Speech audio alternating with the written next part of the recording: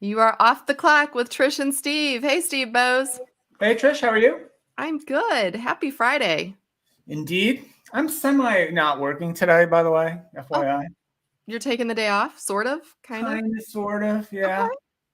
All right. That's I've got good. one call I have to take in a little while, and then I think I'm checking out for the weekend. Yeah, and not in perfect timing, Trish. I literally just ran up the stairs to get ready for this wonderful program that we Right. produce. I just unloaded my latest butcher box delivery, full of Oh. meats and well, basically meats. That's it. So What are you cooking this weekend? everything. I've got Grilling. ground Grilling. sausage, ground beef, tri-tip steak, ribeye steak, some bacon Are arrived, you having a party? I chicken didn't get wings. invited. I've got plenty of food, that's for sure. That's good. No, I should try them. I've not, I don't know. I haven't tried them.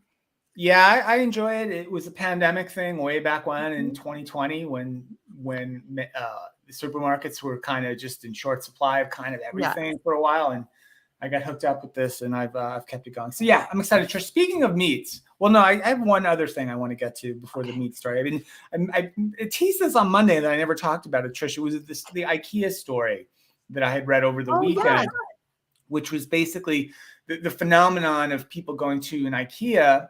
And Mhm. most people, I would guess, who are watching this show are familiar with IKEA, have probably been in an IKEA. If you haven't, the idea is when you go into an IKEA, it's a very a meandering path through showroom after Yeah. showroom, right? To get from where you enter the store to where you, in theory, exit the store and ultimately purchase your items.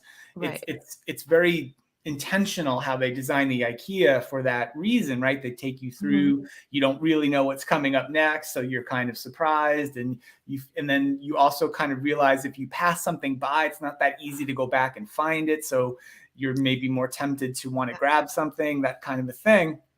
And there was a long essay about why people typically spend more in an IKEA than they intended to, and it's been estimated from this research that 60% of the revenue from IKEA when people go to the stores anyway Mhm. are impulse, quote unquote, purchases. They are not the things people originally set out to purchase. And it turns out just there's an actual psychological principle at play here that Okay. that is the cause of some of this. It's called the Gruen Effect, Gruen, the Gruen Effect, and it's defined as the moment a shopper, in this example, encounters a purposefully designed, confusing layout. They lose kind of track of their bearings and what they were sort of thinking about doing because they're just trying to figure things out. And then they become more susceptible to just buying things on impulse. So how about that? I had no idea there was actual science and psychology behind what they're up to at IKEA. And the article was really long. I'll have to find the link and Yeah. tweet it out. It had some other things that IKEA does to kind of manipulate you a little Mhm. bit in terms of your shopping. So it's fascinating though. And I think you're an IKEA person. You've been to an IKEA, right? I am, and I haven't been in a while because we haven't really needed like kind of IKEA type stuff, but we have You haven't needed furniture to from spend there. your entire weekend assembling bookshelves. Is that No, it? no, but listen, it's funny. We have like in several of the bedrooms, we have their closet systems. My daughter's entire bedroom set is from there. But that was one of those impulse buys. We went for a bed, and you're right, they have the showroom set up, and so everything else, of course, looked really cute with the bed. So I was like, "Oh, mom, can't we get this? Can't we get that?" Right? So of course we did. The other thing I think they do a great job of is they have their cafeteria. Have you been to an Mhm. IKEA cafeteria? I have. Most cafeterias are not that great. IKEA, at least our IKEA, is like you can get a full-on like salmon meal that is delicious. You get the Swedish Yeah, meatball. and this essay I I was mean, reading actually talked a it's little bit so about good. their strategy around food service, Mhm. and they've also determined, like from IKEA's own research, they know that people who eat in the cafeteria and even really eat anything, or Yeah, actually order food and eat there, right. spend I forget the exact percentage. They spend 25-30% more than people who don't. And so they don't want to make any money on that food. They basically price all the food It's so to cheap, kind of yeah. break even on it, and because they just want you in there hanging Wow. out longer and talking about items and Oh, talking about the bookshelves and the beds and the sofas and whatever else I you're getting. Yeah, know. how about that? And it makes you feel so good about IKEA, right? Because you've had this lovely meal. And so I have an IKEA story. I didn't know you were going to share yours today. So it is prom tomorrow here at Waterloo High School. Is it prom or the prom? I'm just calling it prom. We called it the Anyway, the prom. And prom. it is a 90% chance of rain. So all these kids who have ideas about, pictures under the arch or, in front of gardens or cliffs or whatever you're going to do, lakes, you have to have a backup plan. And so one of the potential backup plans is prom photos at our IKEA in St. Louis. So like what in the little mock bedroom set? In the mock house Or section, right? Like, yeah, because the kids all love IKEA. So they're all like, should we just go to IKEA? They're all gonna and stand take around like the office setup and So I pretend don't you're know. We need okay. to tag IKEA and see if have they had prom photos done there? I thought it was kind of cool, actually. I mean, I have where seen else the are you gonna occasional go? story. I didn't want to turn this entire show into the IKEA hour, but I have seen the story from time to time. Like people try to camp out overnight. They try to hide out, see if they can Really? kind of illegally spend the night in the IKEA. I But feel like we I need don't to have encourage an that. IKEA Please don't do show that. or something. IKEA sponsor us or something, right? We need to have an IKEA show. Yeah, We love I've IKEA. got some IKEA gear around. That's for sure. Anyway, all right, let's talk about something else. What else we got? Yes. Butcher Box I mentioned at the top, Trish. Last night, Trish, I was just in the mood. It's been really warm and sunny here. It's kind of almost feels like it's approaching summer. And that means hot dog season for me, Trish. Are you a hot dog person? Only at the ballpark. Only at the ballpark. Okay. I really like going to the St. Louis Cardinals ball games and having a hot dog. They do one that's like wrapped in bacon.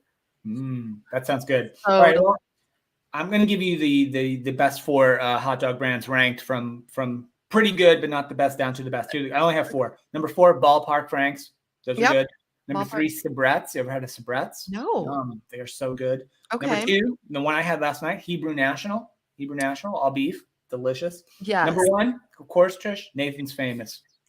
There you go. There you go. Was that your rating or was that someone else's rating? That's my rating. Oh, that's your rating.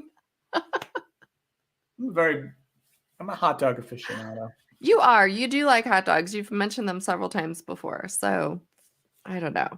No, I'll give you another one. You want another one? Good. Nothing to do with hot dogs? This is real data. They actually covered this research on Morning Express with Robin Mead this morning. This research I love her. Wait. Did we bring the same story? I brought one story today. I don't know. I had this the other day, so I just from our friends at ADP.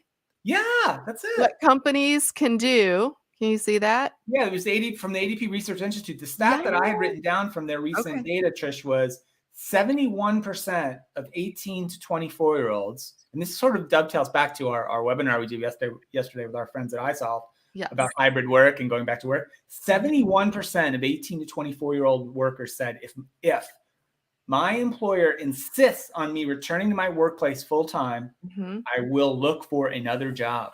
71%. I know. The reason they were talking about was that these kids have grown up with computers in the home. They're used to using technology in the home. They like working from home. They don't like all the interaction because even interacting with each other is often done on a phone or other device, right? So they're very comfortable. I happened to, that's funny. We watched the same thing. I screenshotted what companies can do though to try and combat that, right? Because obviously it's a good thing, hard to argue. They said offer unique experiences that workers cannot get at home. I don't even know what that would be. I'm going to be honest with you. What? Come in, we're going to give you your own office. Here, I already have it, right? You get your own cool desk. I already have it.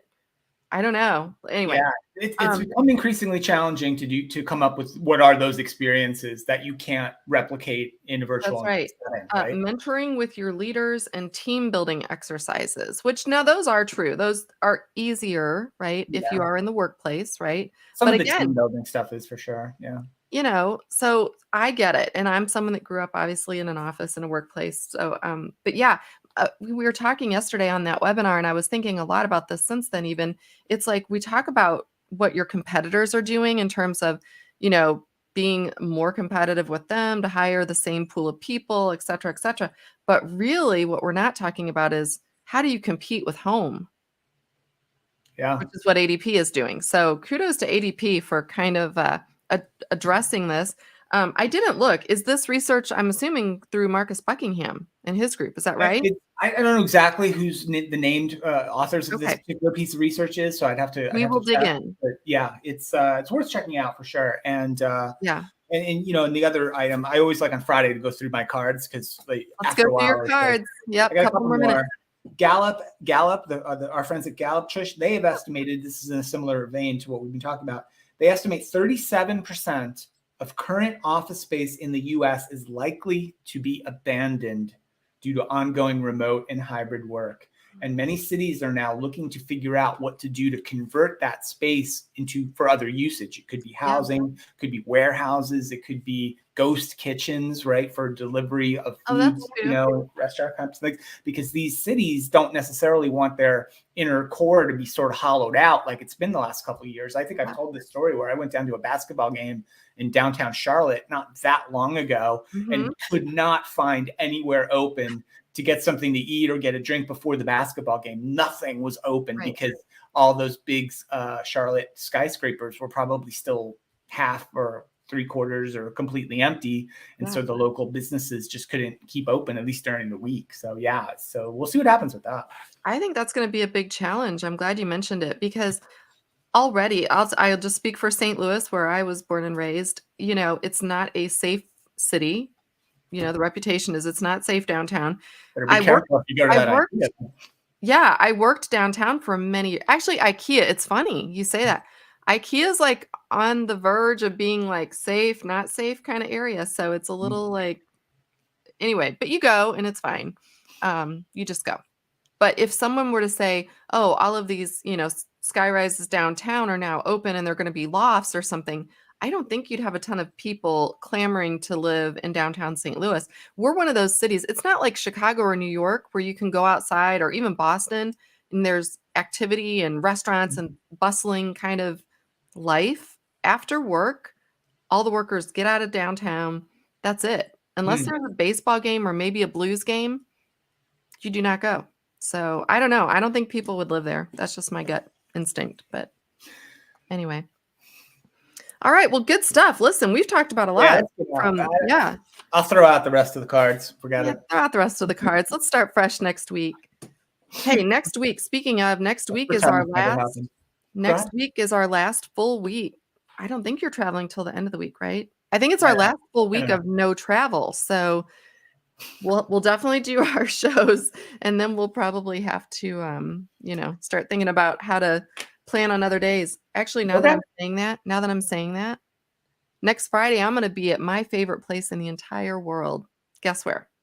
Where is my favorite place in the entire world? Do you know? The IKEA in St. Louis? It's not IKEA, although I love IKEA. It's Disney World. Epcot. Okay. I'm going to be in Epcot next Friday. Congratulations. I know. So you'll either be doing the show by yourself or grab a friend, I guess. I don't have any friends. All right. Hey, everyone. Thanks for listening as always. We really do appreciate it. And let us know if there's anything we need to be reading, thinking about for next week. If not, have a great weekend, and we will see you back here on Monday.